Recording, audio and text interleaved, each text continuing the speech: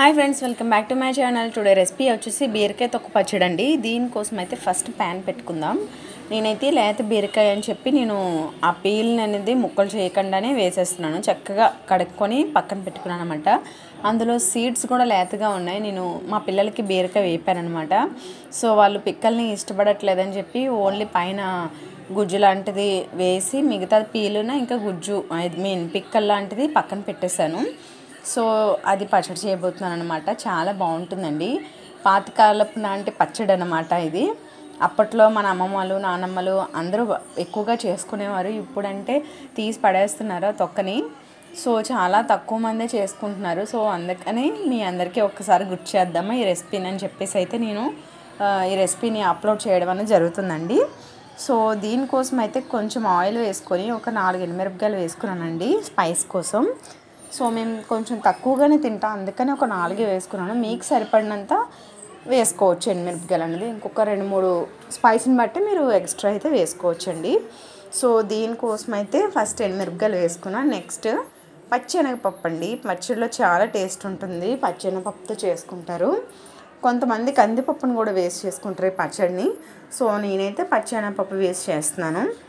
So పచ్చెనగపప్పు అయితే వేసానండి. ఇందులో జీలకర్ర వేసుకోవాలి. కొంచెం జీలకర్ర, ఒక 2 వెల్లుల్లిపాయలు వేసుకోవాలండి. సో ఫస్ట్ అయితే నేను పచ్చెనగపప్పు ఎండుమిరపకాయలు వేసాను, జీలకర్ర కూడా వేస్తున్నాను. వెల్లుల్లిపాయలు అయితే వేయలేదండి, స్కిప్ చేశాను అనమాట వెల్లుల్లిపాయలు. సో ఇదండి ప్రాసెస్. చాలా సింపుల్ ప్రాసెస్. ఇంట్లో ఉన్న వాటితోనే చక్కగా చేసుకోవచ్చండి. సో బీరకాయ తొక్కలను అయితే కొంచెం చేదిమేసి అయితే అలా వేస్తున్నాను.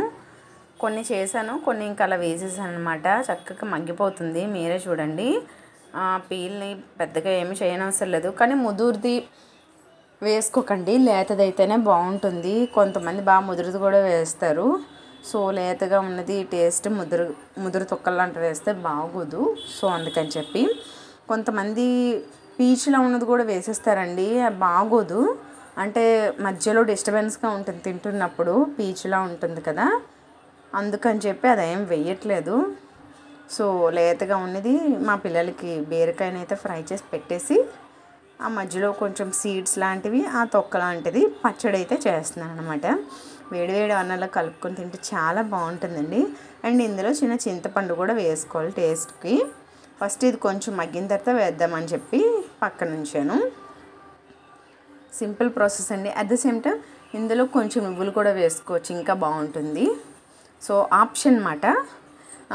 పచ్చెనగపప్పు ప్లేస్లో కందిపప్పుని వేసుకోవచ్చు, లేదంటే పచ్చెనగపప్పుని వేసుకోవచ్చు.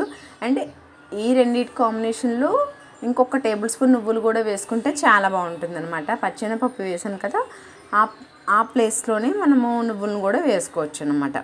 చాలా బాగుంటుంది. కొంచెం అంత చింతపండు అండి, చిన్నది చింతపండు వేసాను టేస్ట్కి. ఒక్కసారి మూత పట్టి అయితే మగ్గించేయవచ్చు. ఒక్కసారి కలిపి చూసారా, చక్కగా మగ్గిపోయింది.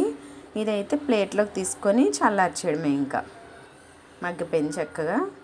తొక్కల్లో అంటే పెద్ద పీసెస్లా ఉన్నా కూడా లేతగా ఉంది కాబట్టి చక్కగా మగ్గిపోయింది.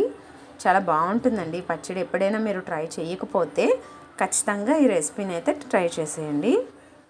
ఓకే, ఇదైతే ఇంకా ప్లేట్లోకి అయితే తీసేసుకుందాం స్టవ్ ఆపేసి. అప్పట్లో పచ్చళ్ళన్నీ రోట్లో చేసుకునేవారండి, చాలా బాగుండేవి. ఇంకా అలాగా మారుతునే కొద్దీ, జనరేషన్ గ్యాప్ వస్తునే కొద్దీ ఇంకా మనం ఈజీ మెథడ్కి అలవాటు పడిపోయి మిక్సీలో వేసేస్తున్నాము. అలాగని చెప్పి మిక్సీలో వేస్తున్నాం కదా అని బాగా పేస్ట్లా అయితే చేయొద్దండి. అవి చట్నీస్ అయితేనే పేస్ట్లా చేసుకోవాలి. అంటే టిఫిన్స్లోకి అయితే కొంచెం పేస్ట్లా చేసినా బాగుంటుంది, అన్నంలో కలుపుకోవడానికి కాబట్టి కొంచెం బరకగా, మరీ పేస్ట్లా కాకుండా వాటర్ ఎక్కువ వేయకుండా కొంచెం వాటర్ వేసి చక్కగా చేసుకుంటే మనకి కొంచెం రోటి పచ్చడి టైప్లోనే వస్తుందన్నమాట. ఫైన్ పేస్ట్ కాకూడదు, చక్కగా బాగుంటుంది. ఇందులో తగినంత సాల్ట్ కూడా వేసి నేను గ్రైండ్ చేసుకున్నానండి. సో ఇలా కొంచెం కచ్చా పచ్చగా అయింది. కొంచెం అంత వాటర్ వేసి ఇంకొకసారి మనము మిక్సీ అనేది చేసేద్దాం. తర్వాత ఇంకా తాళం పెట్టేసుకుంటే అయిపోయినట్టే పచ్చడి. సరిపడా అయితే సాల్ట్ వేసేసుకుందాం. సాల్ట్ వేసుకొని ఒక్కసారి అయితే మిక్సీ చేద్దాం. ఇప్పుడు తాలింపు కోసం చక్కగా ఒక ప్యాన్ పెట్టేసుకొని కొంచెం అంత ఆయిల్ వేసేసుకొని ఆవాలు, జీలకర్ర, మినప్పప్పు, ఎండుమిరపకాయ, కరివేపాకు వేసుకుంటే తాలింపు అయిపోయినట్టే. ఏదైనా పచ్చడికి ఫినిషింగ్ టచ్ అనేది మనము తాలింపు వేస్తేనే చాలా బాగుంటుంది.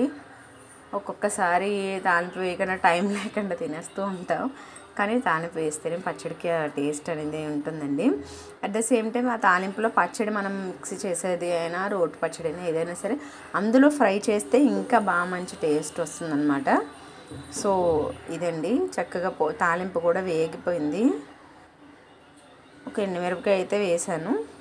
సో ఇంక ఈ పచ్చడిని అందులో కలిపేసి ఒకసారి కొంచెం అంతా ఫ్రై చేసుకుని సరిపోయి. చూసారు కదా, పచ్చడి అనేది నేను అంత పేస్ట్లా చేసుకోలేదు, కొంచెం బరకగా ఉండేటట్టు చేసుకున్నాను. మామూలుగా అయినా సరే కొంచెం బీరకాయ పీల్ అనేది, తొక్క అనేది కొంచెం బరకగానే ఉంటుంది. సో అందుకని చెప్పి కొంచెం మనము పలుకుగా అలా తగులుతున్నట్టు చేసుకుంటే చాలా బాగుంటుంది అన్నమాట. చూసారు కదా, పచ్చడి అయితే రెడీ అయిపోయిందండి. బీరకాయ తొక్కు పచ్చడి ఈజ్ రెడీ. రెసిపీ చాలా బాగుంటుందండి. కొత్తగా చూసిన వారు మన ఛానల్ని సబ్స్క్రైబ్ చేసుకోండి, వీలైతే షేర్ చేయండి. రెసిపీ నచ్చినట్లయితే ఖచ్చితంగా లైక్ చేయండి. ఓకే, పచ్చడిని బౌల్లో తీసేసుకుందాం, సర్వింగ్ బౌల్లోకి. వేడివేడి అన్నంలో కానీ, ఇంకా ఇడ్లీలోకి బాగుంటుంది.